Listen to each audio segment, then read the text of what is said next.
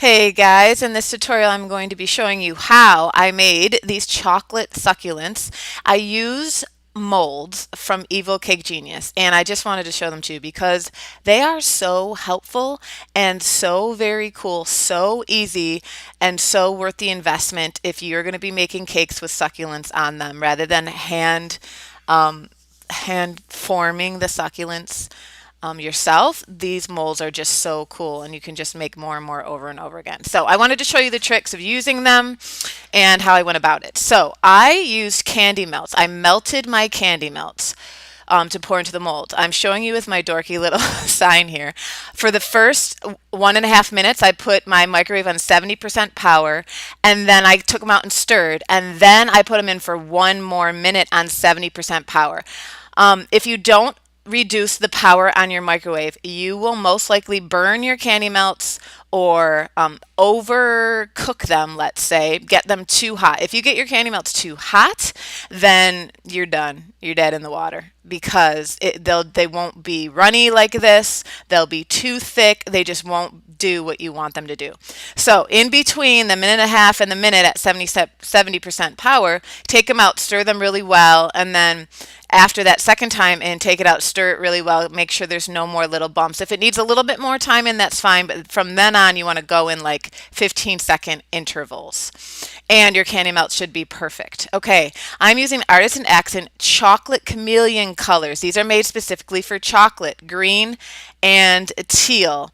And using a mixture of these got me the perfect succulent colors. But you definitely want to make sure the food color you're using is made for chocolate because you can't use regular gel colors or it will seize your candy melts. You know what I'm saying? And nobody got time for that. So, chocolate chameleon color. So that was the green that I mixed in just a little bit, and then I added a little bit of teal. I mixed this all together, decided, nah, I need a little bit more teal. I'm going for that. If you look at real succulents, they're all different shades, but some of them are this green with this just subtle tint of blue to them. And so I wanted to make some green succulents and I wanted to make some blue succulents. So this is in this white bowl, I'm going for the blue. So I'm mixing it all together and then deciding that, oh, so this is a nice shade of green you could go with because I'm going to use petal dusts on this, paint powder dust on this afterwards to add a little bit, more shading to them. But you can see I just added a whole bunch more teal to the green so that it got me a little bit more of a bluer color, which you'll be able to see better once I color this next bowl just green. So that's just green I just put in this black bowl. So you can see once I have them next to each other, you'll see the difference, which is what I was going for, just a slight subtle difference. Still doesn't look super blue in the white bowl. Ah, there you can see.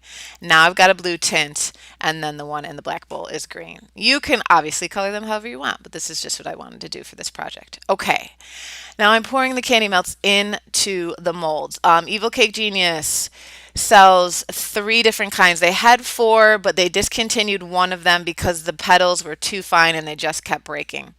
So I'm going to show you the ones that they have. This first one, so I obviously poured the candy melts in. I didn't fill it all the way to the top yet. I poured them about 3/4 of the way. This is the most important part, is picking it up and dropping it on the counter over and over and over and over again until you stop seeing little bubbles rise to the surface, because that's what you're doing. You're trying to get rid of the little bubbles that might be stuck down in the mold, that you'll definitely see when you demold this if you don't keep banging it against the counter. You just need to keep banging it and banging it. Actually, with this one, I think this was my first one, I'm not sure. One of them I needed to bang it even more against the counter because I still had some bubbles at the tips. But then the other 2 I did excessively and they came out with no bubbles. So that was really great. So you can absolutely get these to come out with no bubbles in them. You just have to make sure you keep dropping it on the countertop until you stop seeing bubbles rise to the surface. So then I poured more in and then I do the banging again. And if you look closely, you can see my bubbles rising to the surface there, which is great because it's getting it out of my finished piece then. but just keep doing that. The first time, just do it excessively till you want to, bang your head against the wall, but it'll be worth it in the end. Okay, then I put these in the freezer for about a half an hour. You definitely want to give them a good amount of time to freeze up so that they set really well. If you just put them in for 10, 15 minutes, there's a chance they won't have set well. So at least a half an hour for these. Could go more if you want. And now I am just gently, I'm starting by pulling you saw me start by pulling the sides away from the chocolate. Once I've done that, I'm just kind of working out. I've turned it over and I'm kind of pushing at the center gently. Don't do one big push or you can break some of the petals in there. But I'm just kind of gently pushing and trying to ease it out. It's worth it to take your time doing this so that you don't break anything. If you do break something, that's okay because you can reattach it. It's chocolate. We can heat it up. I'm going to show you how to do that. But this one came out perfectly. Now you can, not perfectly, but great. It came out great. You can see the bubbles at the very tips. That was the one that I didn't work all the bubbles out of. Had I spent a little bit more time, I could have definitely gotten those bubbles out, I think. And then here's my next two. Came out great with no bubbles, but start by pulling away that mold from the sides of the chocolate and then I flip it over. This is how I do it. I'm sure there's other ways, but this is what my brain wanted to do. That one, no bubbles at all, came out super great. Really loved the look of them. Just so much, easier and quicker than hand forming these, was definitely worth it to use the molds. And then this third one is a little bit smaller one. And again, I pulled away from the sides and now I'm gently. Now this one of the petals broke in this because I was getting a little bit impatient and just kind of yanked at the end. Don't yank, just gently ease it out and you should be okay. But if this one was probably the hardest one to get out, if you do end up breaking one of the petals, so there, one of them got stuck in there because I kind of yanked. I will show you how I glue this back on. It was super easy, and you cannot even tell. When I was done, you couldn't even tell that I glued it back on. So those are the three different kinds that Evil Cake Genius offers. You can buy them individually, or you can buy. I'm pretty sure you can buy them in a set. I'm not positive on that though. Okay, this is the three different kinds, what they look like.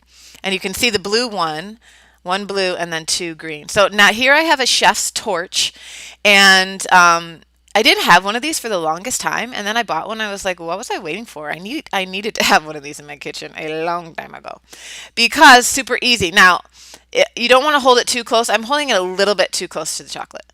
I should have held it back a little bit farther away, but I also didn't want to burn my thumb. But that's all it takes is just like one burst of the heat and it melts the bottom and then you can just place it right where it needs to be. And if you have any excess melted chocolate, at the bottom there, I just use a palette knife and just kind of scrape it away or push it, blend it into the petal and super, super easy to do. I also decided that I wanted that bottom lip you can see there. I wanted to cut that off because that's not really part of the succulent and it makes it look more like a mold. So I end up getting rid of that as well. This is what it looks like with the petal reattached. And then I take my chef's torch and that edge right there, I just brought the torch very, very quickly to warm it a tiny bit. Not melt it, just warm it for a second, and then I trimmed off that edge there so that you couldn't see that part. And then obviously you place it on your cake so the bottom is hidden. Okay. Now I have these Sweet Sticks paint powders that are really cool. This one's deep pink. You can also get these from Evil Cake Genius. They sell these as well. And I used deep pink, I used bright melon. Yeah, this is the bright melon green.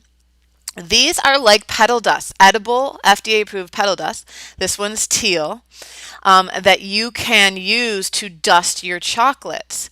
And this one I also use, which is purple. So you can use them as dusts that are edible.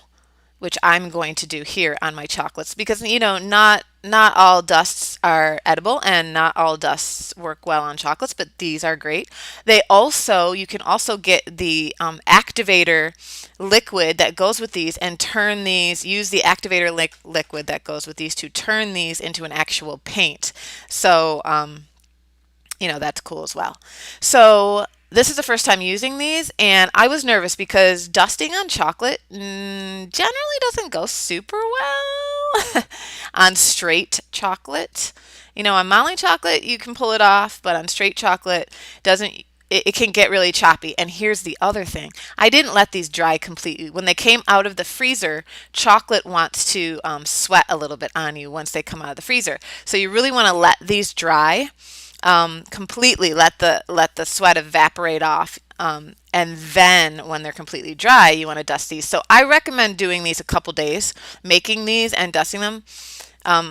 At least making them a couple days before your finished cake so that they have time to dry. I was impatient and didn't give mine complete time to dry, but they still came out great, I thought. And looked really good on my project, looked just how I wanted them to look at my project. So I took this blue and you could see I just put it down into the crevices of this particular succulent. Not on the petals a ton. They crept up the petals a little bit on the inside of the petals, but mostly down into the crevices to give this, some shading so it doesn't look so flat looking.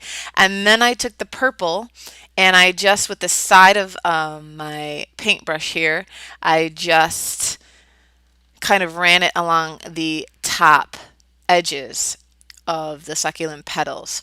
I was looking at some real life succulents when I did this, trying to get the same coloring.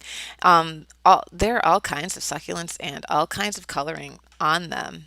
These are the general colors that I found with most of them, but man, I never really dove into the world of succulents, and they're pretty cool.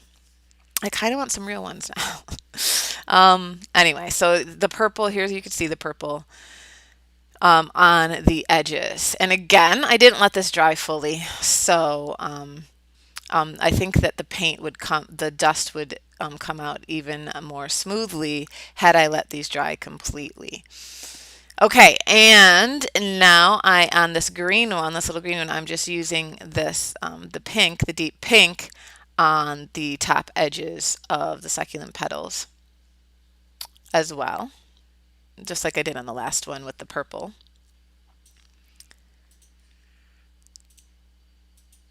And then in the center there a little bit too. And for this next succulent, I am just taking this bright melon green and putting it down into the crevices in between I guess we'll call them petals. They're a little chunky for my brain to want to call them petals, but I'm not exactly sure what they're called, so we're going to stick with that. Yeah, down into the centers there. Now, obviously, you don't have to color these at all, these succulents. You could just leave them as is if you are short on time. But I like giving my projects just a little bit more depth so they're not so flat. And it definitely makes them look a little bit more real than they would have if I had not added the shading to them. Obviously, you can add whatever kind of shading you want. But I really liked how mine turned out. I was really happy with them. So there's the green, and then I believe I decided to take some of the pink and just add that deep down into the crevices just for a little bit more variation, a little bit of a deeper and pinker tone down in those crevices. And that was it. Super easy, fun to make. Really loved how they turned out. So I have 4 there. The top one I didn't show you because that's the one that's discontinued. Evil Cake Genius no longer sells that one because it's too hard to get it out of the mold. I had to definitely reattach a bunch of the petals on that one. But those bottom 3 are on the Evil Cake Genius website. I will have a link to that on this tutorial post on cakeheads.com. And the link to the dust, the paint powders as well. I use these succulents on this frog moss cake project that I show how to make the frog and the moss and everything in that project over on cakeheads.com. For members, if you are not a member and want to come join us, we'd love to have you. We have a ton of fun. We have a big community group of members that we all help each other. We troubleshoot, we answer each other's questions, we share our work, all kinds of fun stuff. And then you get access to every single thing on the website, all the tutorials, all the lives, all the recipes, all of the fun stuff. So come on over and become a member if you're not already. We'd love to have you with us. Thanks for watching. See you later.